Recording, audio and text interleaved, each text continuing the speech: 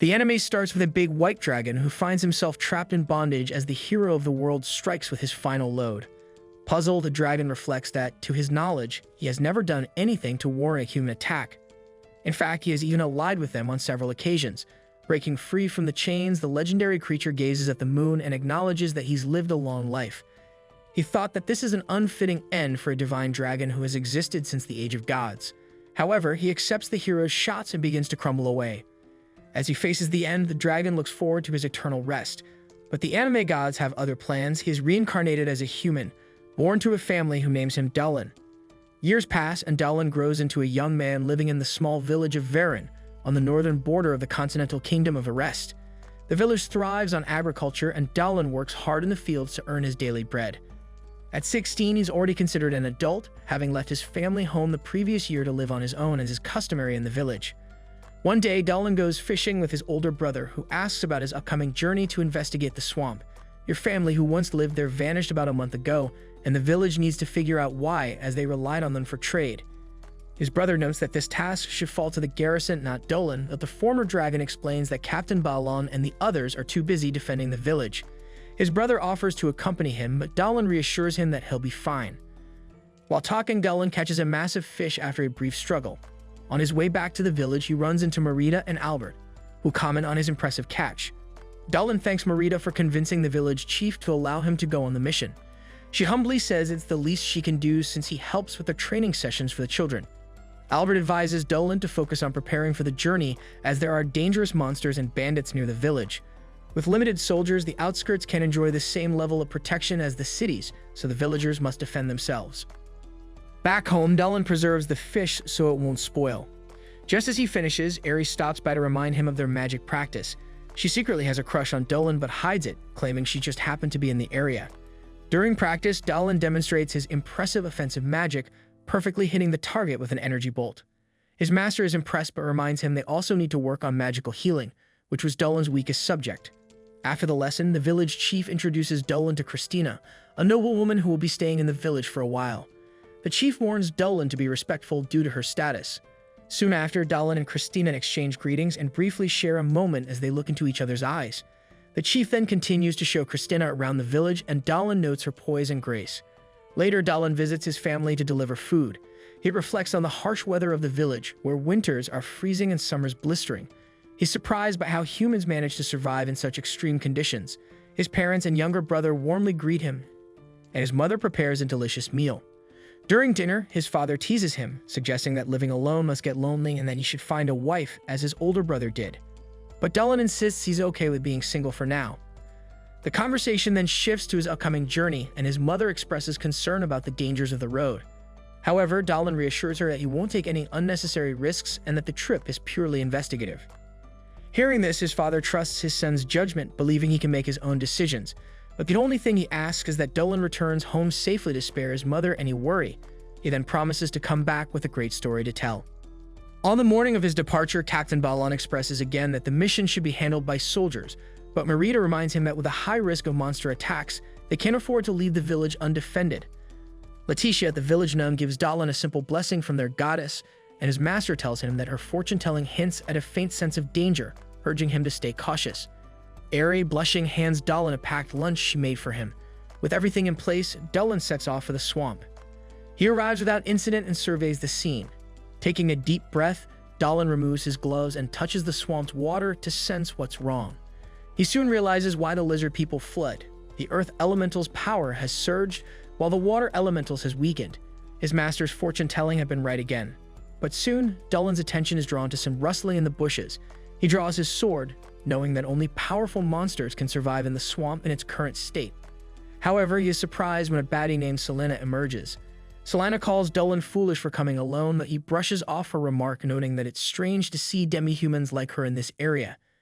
Despite the danger, he can't help but notice that she is as beautiful as the rumors suggest. Selena seems relieved when Dullin confirms he's alone and tries to charm him with a dance passed down by her mother. However, she can't remember the steps and ends up looking more silly than alluring. Exhausted, she admits that she didn't come to fight, but before they can discuss further, your mom suddenly appears. The creature lashes out at Selena, but Dullin cuts off its hand before it can harm her.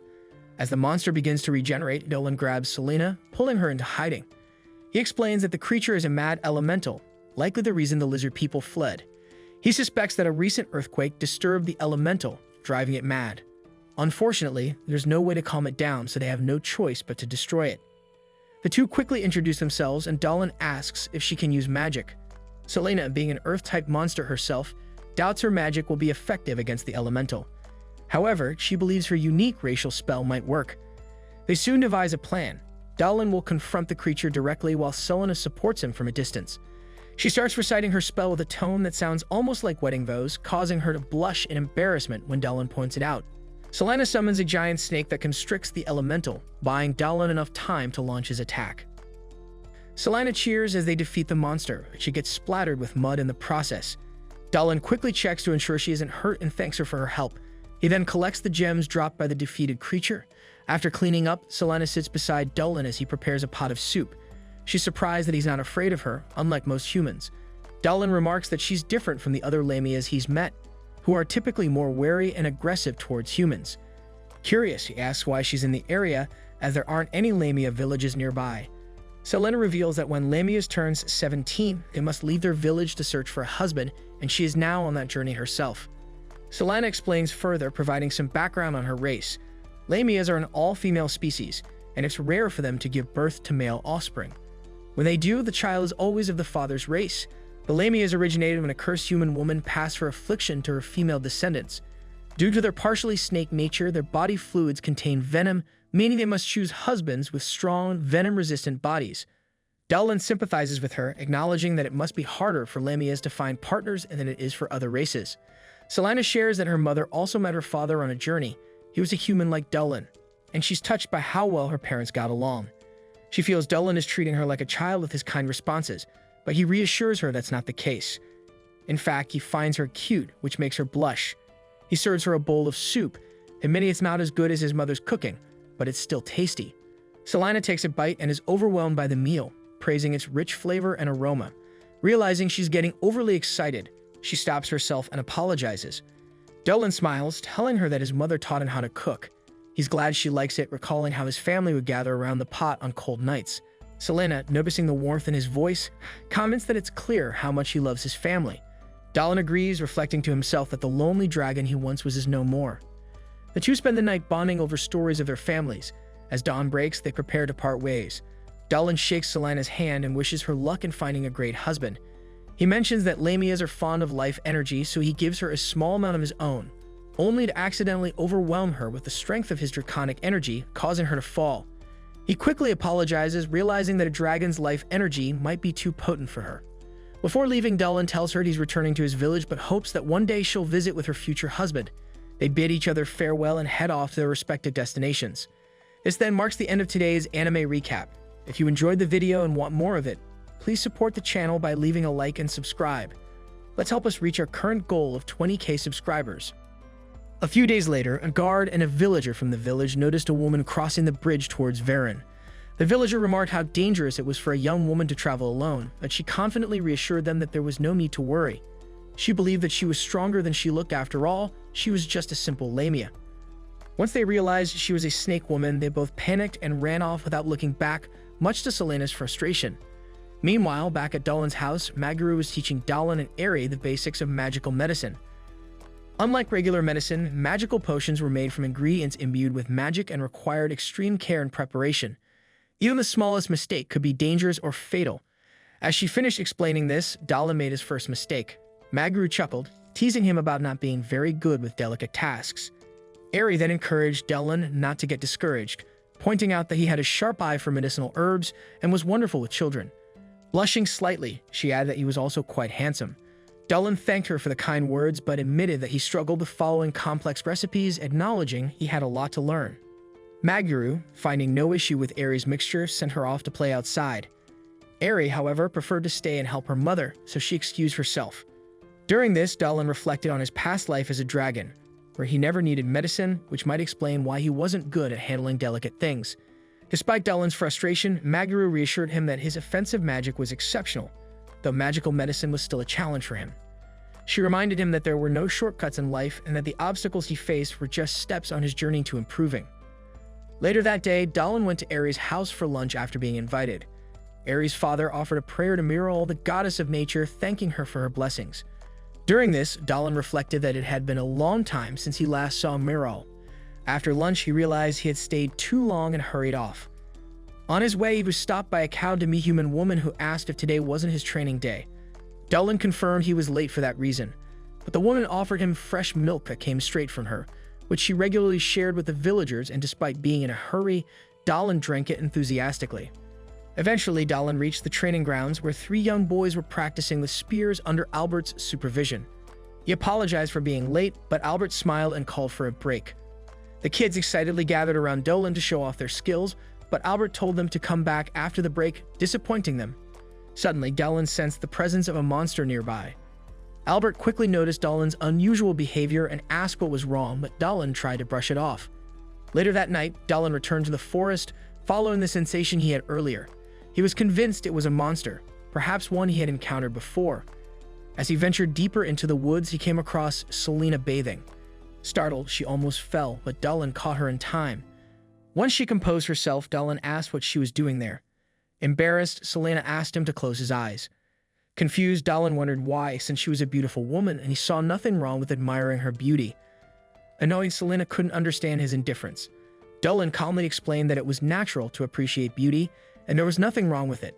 Even so, Dahlin soon appeared with a handprint on his face, apologizing for his lack of sense after Selena had slapped him. They continued their conversation, and Dahlin reminded Selena that she was searching for a husband.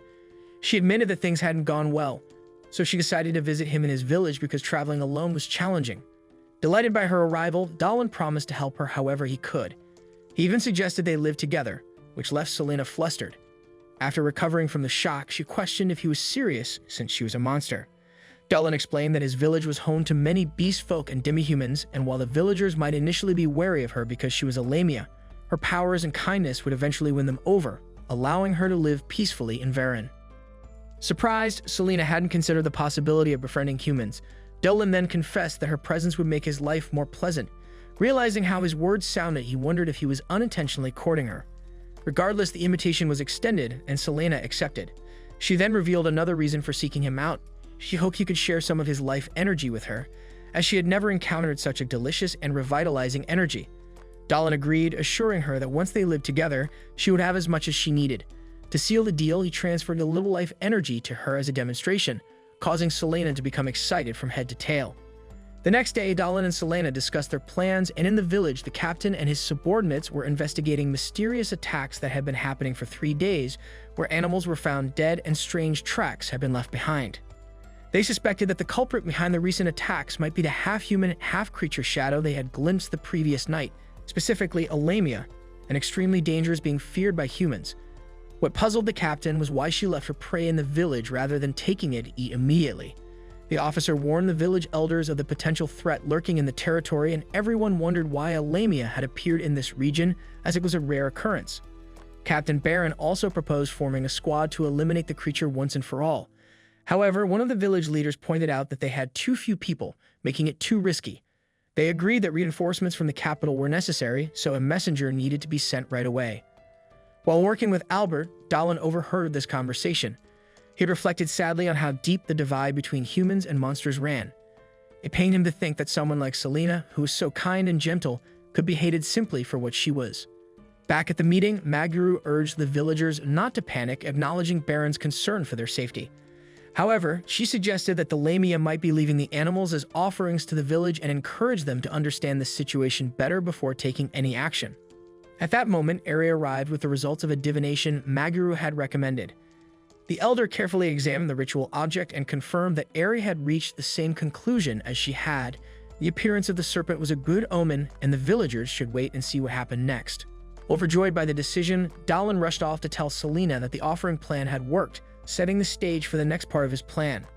The following day, Captain Baron informed his soldiers that a lamia had been spotted, so a special training session would be held to ensure everyone was prepared in case of an attack.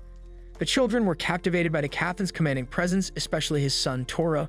Meanwhile, Dahlin pondered the village's defense and how it played a key role in his plan with Selena. He knew he would need help from key figures like the captain, the lieutenant, and priestess Letitia, who could perform healing miracles and antidotes. However, since Letitia was a messenger of the goddess Miral, Dallin had to ensure she didn't view Selena as a threat, as that would spell disaster for the Lamia. The previous night, Dallin had arranged for Selena to rescue him during training in the burrowing rabbit territory. He would intentionally enter the animal's den and then signal Selena for help. However, things took a different turn when a guard rushed in during training, reporting that your hairy father was approaching. The massive beast soon appeared and raged. Baron then ordered everyone to stay back, as a blow from the bear could be deadly. However, the problem was that Toro was too close to the bear and defenseless. Seeing this, Dallin acted quickly, leaping to protect the boy. At the same time, Selena suddenly appeared, throwing herself in front of Dallin to shield him from the bear's claws.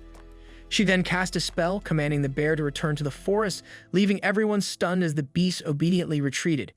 Afterward, Selena checked on Toro, asking if he was all right, but Captain Baron remained suspicious of her intentions and threatened her.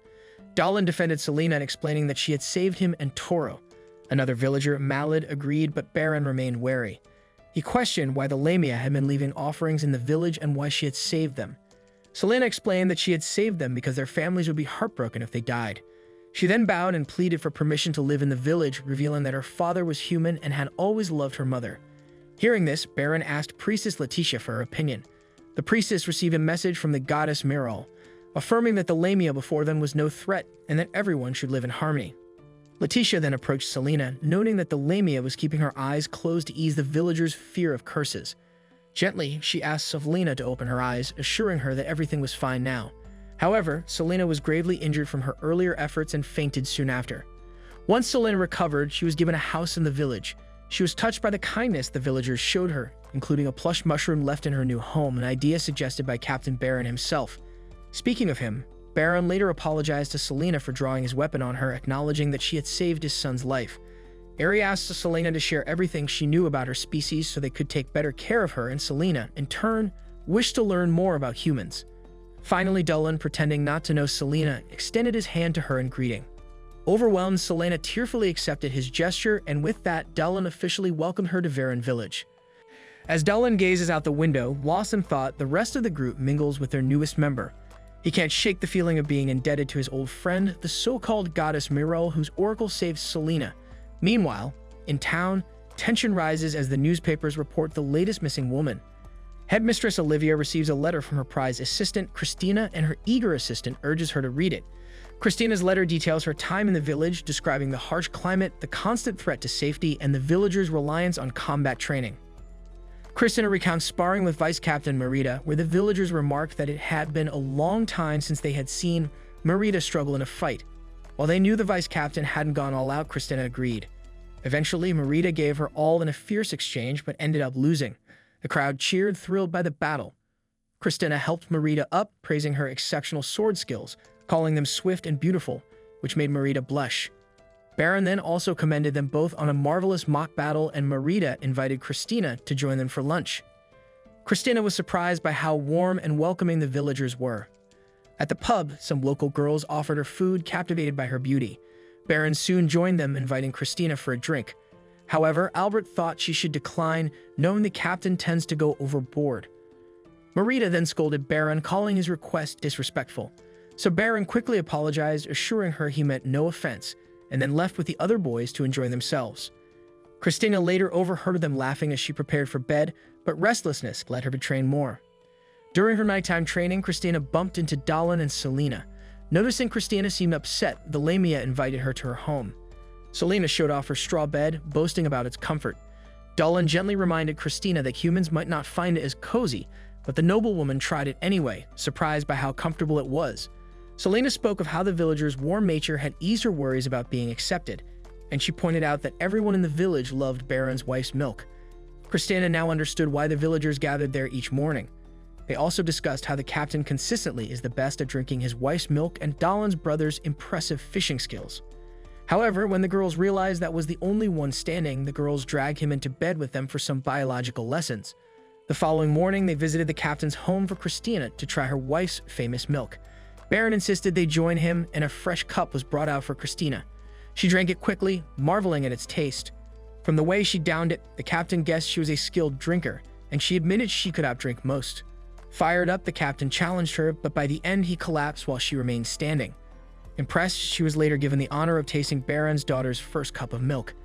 The young girl was quickly overjoyed to hear that it tasted sweet and went down smoothly, even hugging Christina for her kind words.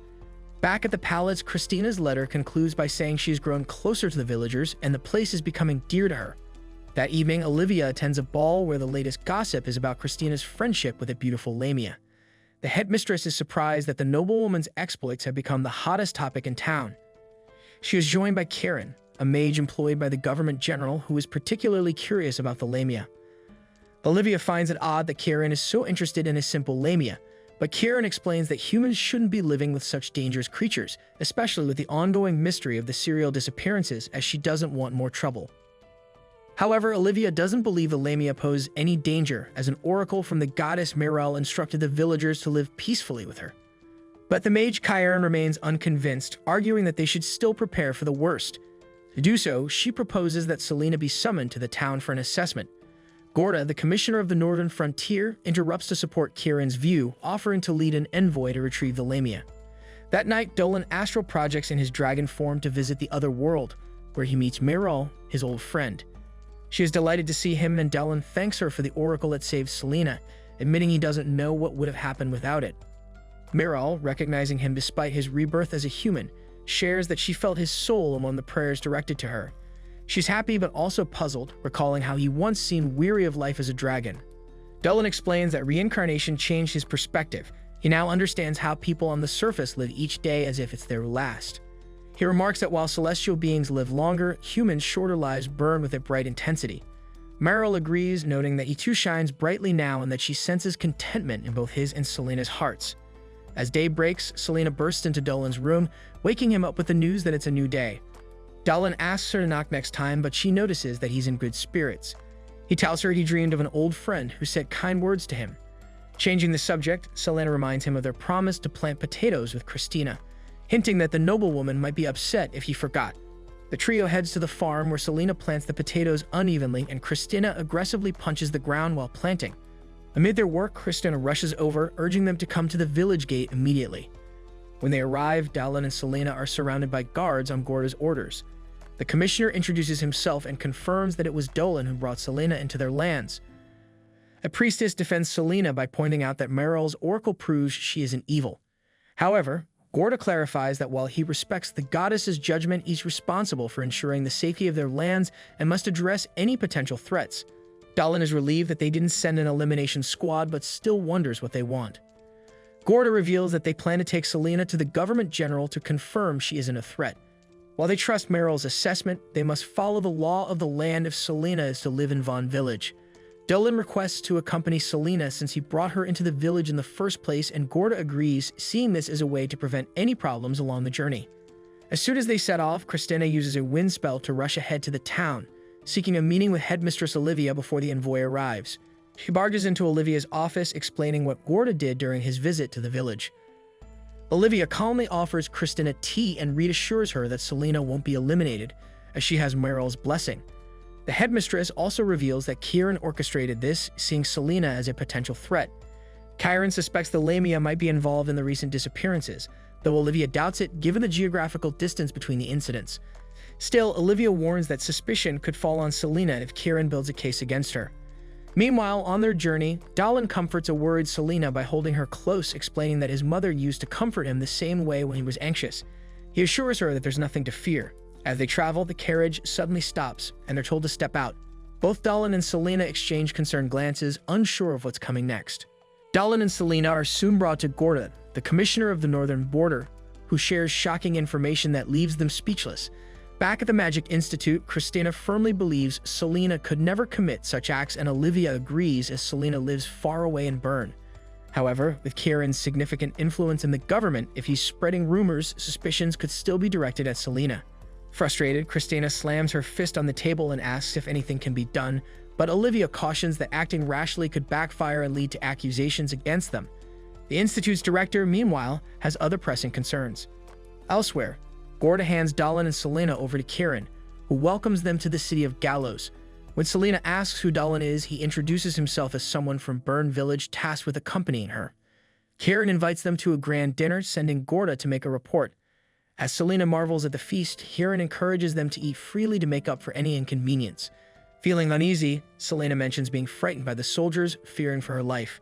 One of the Institute members acknowledges that there was a possibility of harm as Selena's cursed eyes raised concerns she might be manipulating villagers. Yet she admits these fears were groundless, and that Selena would never harm anyone. Back at the Institute, Gorda enters Olivia's office. Christina immediately asks about Dahlin and Selena, but he disregards her question and instead asks to speak with the director. During the feast, Dahlin grows wary as Karen openly admires Selena's beauty, complimenting her hair, eyes, and scales.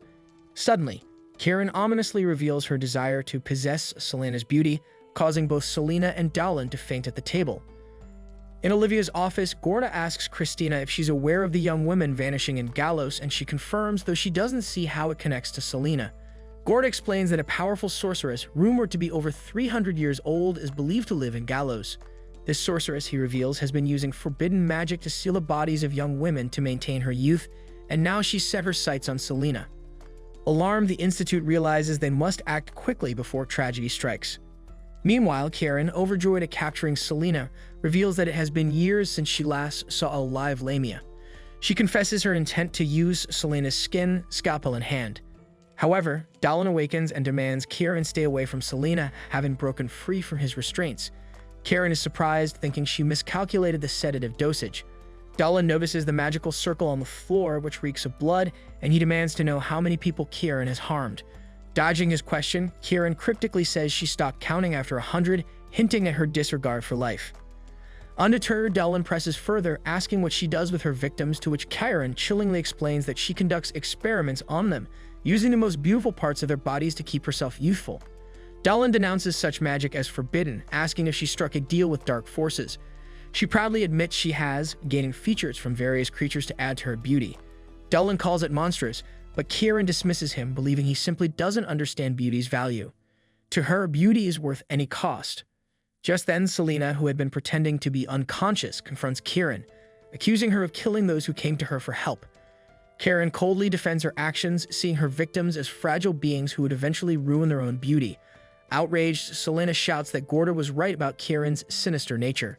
Stunned, Karen realizes too late that Gorda had given Selena and Dahlin a magical item that transmitted every word she said. In that moment, the wall blasts open and Gorda enters with members of the Magic Institute. Christina rushes over to Dahlin and Selena, while Olivia apologizes for the ordeal. Gorda orders Karen's arrest, and soldiers quickly surround her. Olivia accuses Karen of trying to frame Selena for the disappearances, only to plant a false report claiming Selena was killed resisting arrest so she could take Selena's body for herself. Karen, enraged, argues that people blessed with natural beauty could never understand the lengths she's gone to achieve it. Since childhood, Karen had envied the beauty she saw around her, but knew she wasn't part of it. This feeling drove her to search for beauty in increasingly twisted ways, a pursuit that brought her to this point. As the soldiers take her away, she insists her actions were justified by her relentless pursuit of beauty. In her obsessive quest for beauty, Karen targeted young women, eliminating them one by one to piece together her ideal form. Yet it was never enough. The more she attained, the more she craved. Determined to showcase the results of her centuries of forbidden magic, she morphed into her mom being and launched an attack on her foes. Christina, shocked at Karen's transformation, was soon informed by Dahlin that Karen had fused her body with parts from various creatures. Karen then boasted of her beauty, formed from countless lives, claiming she would live forever in harmony with the creatures she had merged. She threatened her enemies, declaring that they too would become part of her collection. In response, Selena unleashed her cursed eyes, paralyzing the monstrous Karen. Seizing the chance, Olivia led the soldiers to safety, knowing they were powerless against such a formidable opponent. But as Selena's strength faltered, the spell broke and Karen lunged to strike. Christina intercepted, severing several of Karen's fingers, proclaiming that harming her friends deserved death. However, Karen's fingers regenerated instantly, and Christina charged again, slicing through Karen's tentacles with powerful magic. Furious at Christina's audacity, Karen summoned dark magic known as the Egg of Aster, causing dozens of eyes to appear across her monstrous body. Realizing the threat, Olivia prepared to act, though she knew summoning the underground spirits might endanger everyone present. Dahlin quickly drew two magical circles, preparing a barrier and an offensive spell. Approaching Karen, he asked if she was truly happy. Enraged, Karen demanded he admire her unmatched mana and beauty. Dahlin replied that beauty achieved through bloodshed could never be real beauty, reminding her that the bodies she used had belonged to people with their own hopes and dreams. Dahlin then summoned the Celestial Spear, unleashing a rain of magic that trapped Kieran within a circle, ending her threat. Later, Selena struggled with her studies, finding it difficult to express herself in the local language. Diane encouraged her, reminding her that with practice, she'd be able to write well in time. Dolan, who was studying alongside her, assured her it was no burden to be with her in the mansion, even if her cursed eyes were the reason for their situation. Christina soon joined them, checking on their progress. From the window, they noticed Olivia and Gorda arriving by carriage, prompting everyone to gather for tea to discuss recent events. Dolan admitted his surprise when Gorda suggested he and Selena serve as bait for the investigation, though the antidote from Dolan's mentor had neutralized the poison they encountered. Gorda then formally allowed Selena to stay in Galos with additional permission for her to live in Bern without issue. After celebrating, Selena whispered to Dolan that Gorda was very different from what she'd imagined, and Dolan agreed wholeheartedly. Olivia revealed that someone wanted to meet them, leading them to Denzel, the son of an old muggle. Denzel invited them to tour the city, taking them to the bustling main avenue. As they walked, a child accidentally dropped a piece of fruit, which Selena kindly returned. The child's mother, however, quickly shielded her son, wary of Selena's Lamia nature, drawing cold stares from those nearby. Despite this, Selena kept her spirits high, determined to buy gifts for the villagers. At the end of the outing, Dolan invited Denzel to visit Bern, and Denzel returned the offer, suggesting Dolan consider joining the academy. Denzel, noting Dolan's potential, encouraged him to train his powers fully. Dolan, however, declined, stating he was busy with village responsibilities, though he promised to think about it. Olivia added that studying at the academy could allow Dolan to use his powers to protect the village someday. Reflecting on the offer, Dolan acknowledged that his time in Galos made him realize how limited his village life was, prompting Christina to note that growth might be hard in such a remote place. Meanwhile, deep within a forest, a scouting elf spotted dozens of giant ants emerging from a magical portal, where a battalion of warriors awaited inside. In the depths of the forest, a group of elves faces off against a massive monster. During the battle, one of the elves is struck and falls unconscious. Another elf desperately tries to revive him, only to see lifeless eyes staring back. Enraged, she shouts at the creature to leave the forest, but soon the entire group is wiped out. Later, a man wearing a fox mask and a young companion arrive at the crime scene, finding the elves slain. One elf, barely alive, weakly reaches out to warn them of more monsters lurking in the woods. With his message delivered, he dies. The masked man's face grows serious as he remarks that they need to inform the tribe leader of the impending threat. Elsewhere, Dolan and Christina help train the village children, while Selena and Baron watch. As they look on, Selena recalls Dolan's invitation to join an academy, and a wave of worry washes over her at the thought that he might leave. Lost in thought, she doesn't notice when the village kids start playing with her tail, and she chases them in playful retaliation. Observing her, Dolan realizes how much Selena has become a part of village life and hopes things stay this way. Just then, a tired Christina approaches Dolan with a request to explore the forest together. She mentions hearing that powerful monsters roam the woods and she wants to test her strength against them. Dolan warns her not to enter the forest without a solid reason, but Christina insists, saying a villager can't graze his pigs there due to the monsters. She volunteers to act as a bodyguard, feeling it's her duty to protect the villagers however she can. Dolan sighs, surprised by her eagerness to guard pigs, but agrees to join her. Before long, Dolan, Christina, Baron, and a few knights accompany the pigs into the forest. Selena observes the heavily armored knights, and Dolan explains that with strange monsters appearing recently, everyone has to stay alert. They arrive at the grazing area, where Dolan and the others stand watch over the pigs. Meanwhile, Baron leads his men on a patrol around the area. When a pig wanders into the undergrowth, one of Baron's soldiers chases after it, only to find the injured animal suddenly thrown back toward him by a fierce blade-wielding tiger. Terrified, the guard nearly collapses in fear as the tiger mistakes him for another pig and charges at him.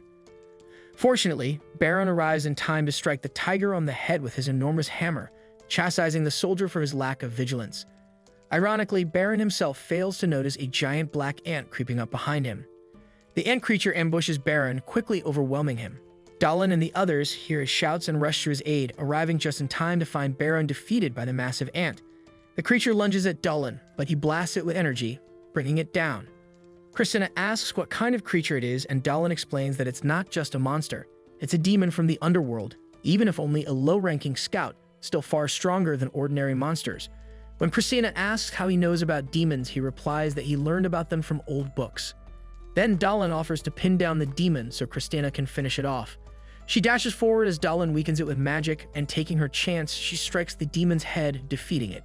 Still in disbelief over fighting a demon, Christina agrees with Dolan's advice not to alarm the villagers.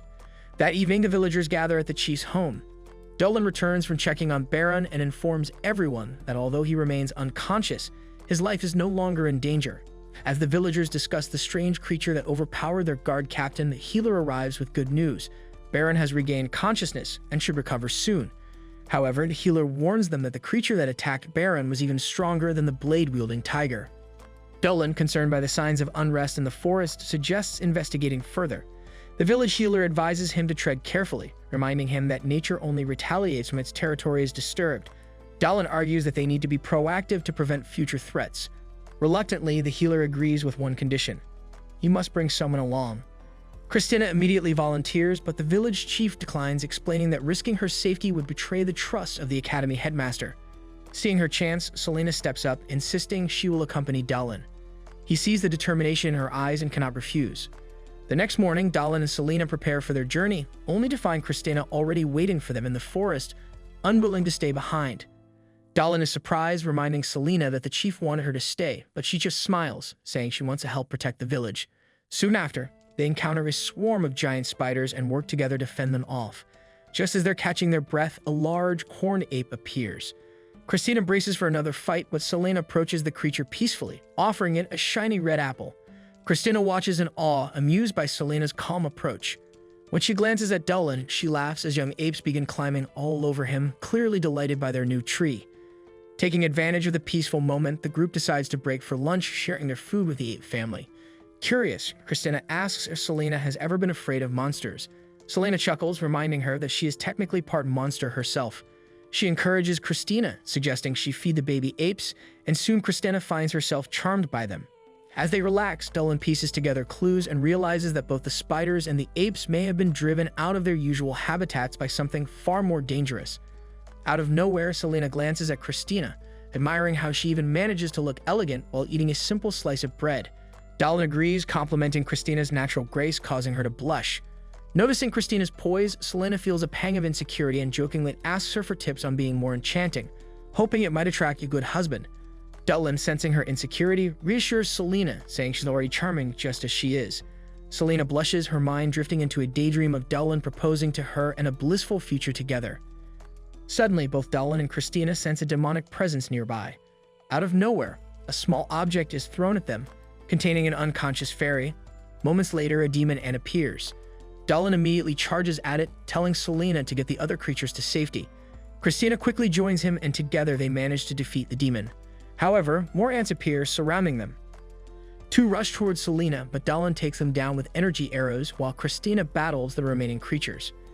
In the midst of the fight, another demon ant charges Dolan, but he fends it off by transforming his arm into a dragon's claw, crushing the demon midair.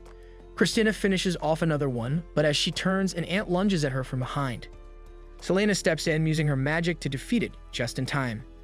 The group revives the unconscious fairy, who introduces herself as Marl. She explains that the demon ants were hunting her under orders from a powerful force. Realizing the severity of the situation, Dolan, Christina, and Selena listen as Marl warns that everyone is in grave danger. Just then, they feel surrounded again. This time it's not demons. Christina instinctively reaches for her sword, but Dolan senses no hostility and motions for her to lower her weapon. Emerging from the bushes, a group of forest elves approaches, led by one who steps forward and assures Marl they've come to rescue her. This then marks the end of today's anime recap. If you enjoyed the video and want more of it, please support the channel by leaving a like and subscribe. Let's help us reach our current goal of 20,000 subscribers.